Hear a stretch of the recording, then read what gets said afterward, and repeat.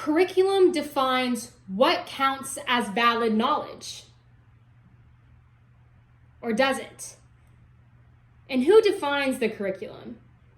And how do they decide what is considered valid or invalid knowledge?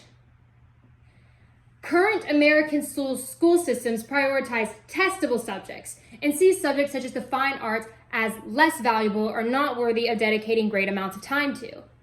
Because of this, the fine arts get demoted to electives or extracurriculars. Now, this may seem suitable to some, but the act of ripping the fine arts from students is actually a disservice to them. A successful school is one that has a balance between academics and arts, and for a school to thrive, this balance needs to be put into place, or else the school itself will struggle along with the students. Therefore, American schools must prioritize art education as an essential component of the core curriculum rather than being relegated to electives, extracurriculars, or co-curriculars. Before this argument can continue, some key terms need to be defined. Art education refers to a comprehensive and sequential education in artistic disciplines such as music, theater, and visual arts. And core curriculum refers to classes that all students are required to take, such as reading, English, math, and social studies. In Benjamin Franklin's proposed hints for an academy, he argues why art education should exist. But even before his time, early programs in America taught students music through the Psalms. Unfortunately, it was mainly for the rich. But by 1832, that changed when the tune book and the Academy of Music were created.